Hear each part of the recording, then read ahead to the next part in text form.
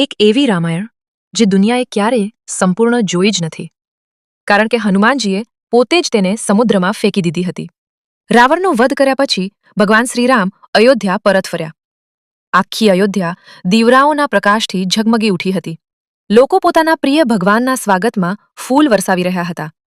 પરંતુ એ સમયે હનુમાનજીના મનમાં કંઈક અલગ જ ચાલી રહ્યું હતું.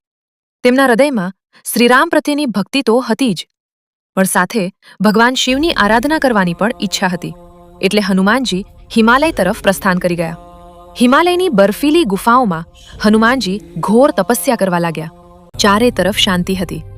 બર્ફીલા પર્વતો, ઠંડી હવા અને શ્રીરામ નામનો જાપ. પણ તપસ્યા દરમિયાન પણ તેમના મનમાંથી રામકથા જતી નહોતી.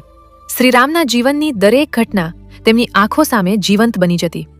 એક દિવસ ભક્તિમાં લીન થયેલા હનુમાનજીએ એક વિશાળ શિલા જોઈ અને પછી પોતાના દિવ્ય નખોથી એ શિલા પર રામકથા લખવાનું શરૂ કર્યું. દરરોજ વર્ષો સુધી હનુમાનજી પોતાના નખોથી શિલા પર આખી રામાયણ લખતા રહ્યા. કહેવાય છે કે આ જ હનુમદ રામાયણ હતી અને એ વાલ્મીકી રામાયણ કરતાં પણ પહેલા લખાઈ હતી. હનુમાનજીની ભક્તિથી ભરેલી આ રચના એટલી સુંદર હતી કે દેવતાઓ પણ તેને જોઈ મંત્રમુગ્ધ થઈ જતા.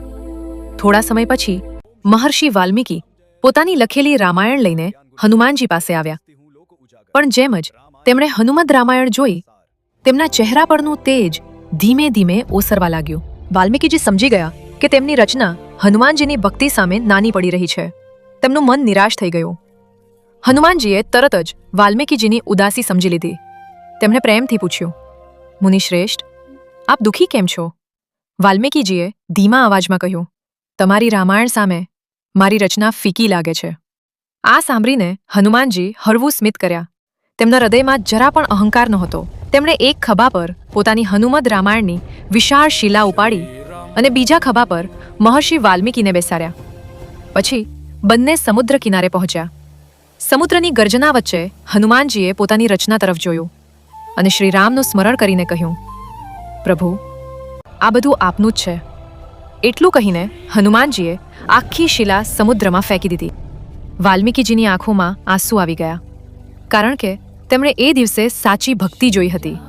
કહેવાય છે કે વર્ષો પછી કાલિદાસના સમયમાં હનુમદ રામાયણનો એક ટુકડો સમુદ્ર કિનારે મળ્યો હતો, જેની ભાષા અને લિપિ સમજ્યા પછી તેને જાહેર સ્થળે રાખવામાં આવ્યો હતો.